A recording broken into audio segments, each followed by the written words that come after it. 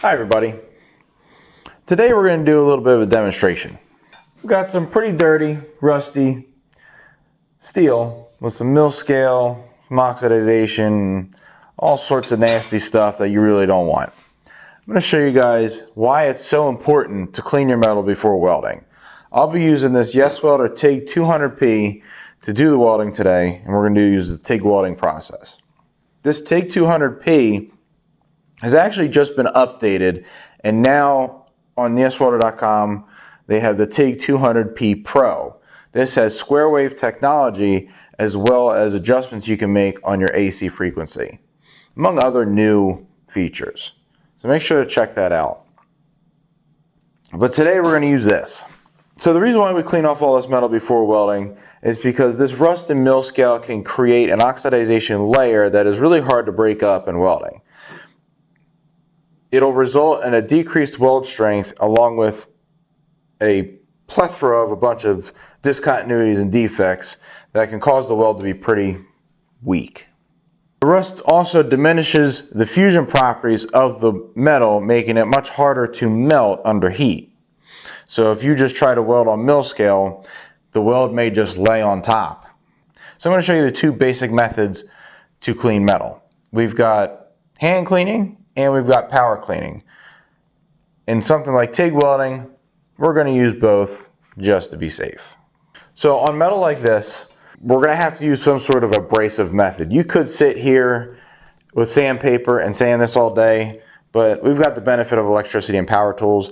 I've got a grinder with a flap wheel, and we can grind it up, we can clean it up that way, and then we've also got some chemicals that I'll show you how to use. But first, I want to show you what a weld looks like if you don't clean it right.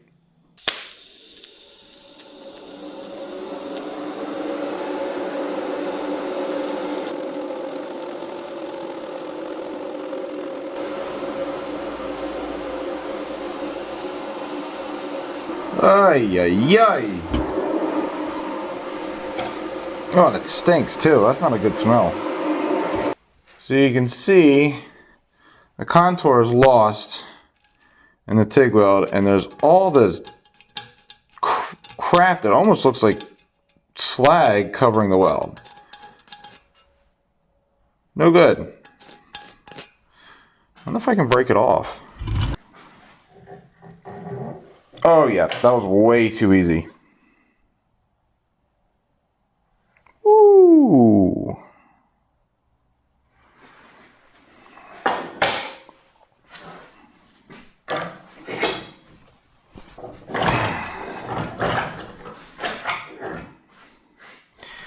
All right then.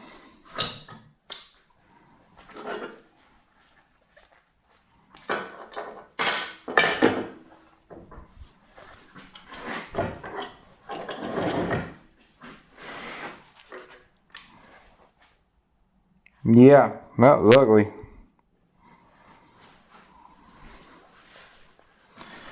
So you can kind of see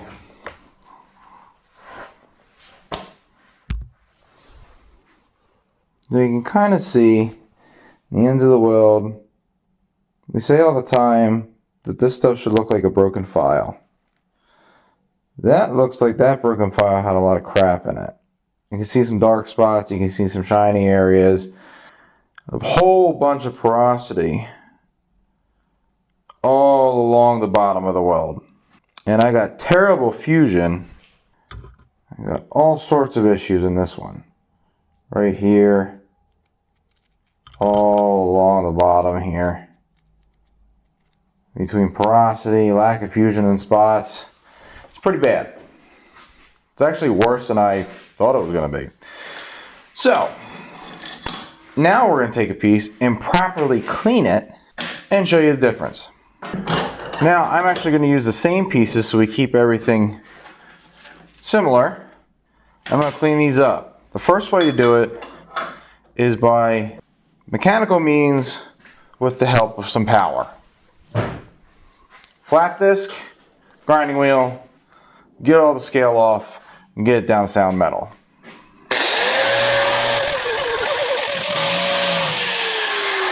Sanding part is done. because TIG welding has to be super clean, I am also going to take some chemicals and clean this up. I have here pure acetone. Now the acetone will not break down oxides or rust, but it will get all or any of the dust and debris that is sitting on top. Some of the sanding pad that wears off could lay on here, any dust in the air, stuff like that. The cleaner the better. Oh yeah, and that smells like glory. Okay. That there are two pieces of clean metal that I can now join into one. And I'm going to fit this up. Bring my TIG 200P back here. And fit it up and weld it out again.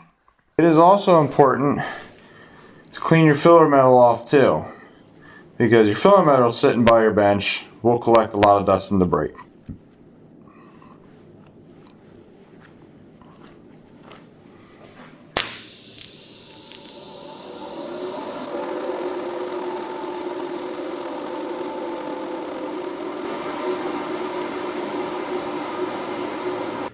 You see the difference here?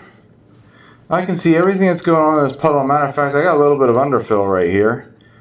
But ignoring all that, there's no dirt sitting on the top, no shiny spots, no porosity. Let's see if I can break this one off and see what's underneath this one. Oh. Well, you can see the difference already. I go to break that thing off and it starts bending the metal. That wet in a lot better. I don't see any porosity.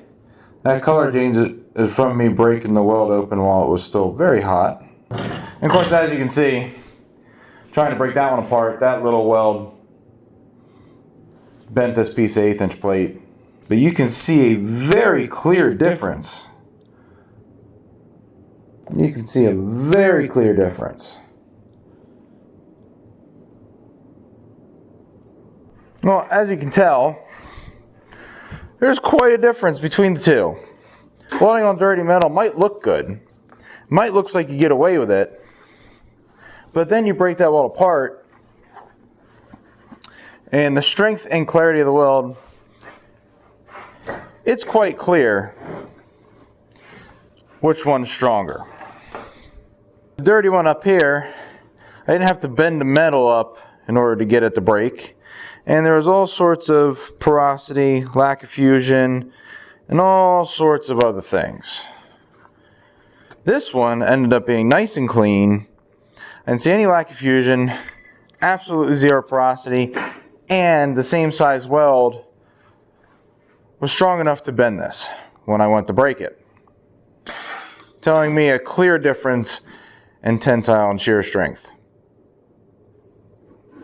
So clean your metal. But thank you for watching this video. Please like and subscribe to see more content like this. Leave a comment of what you think. Well, I'll see you later.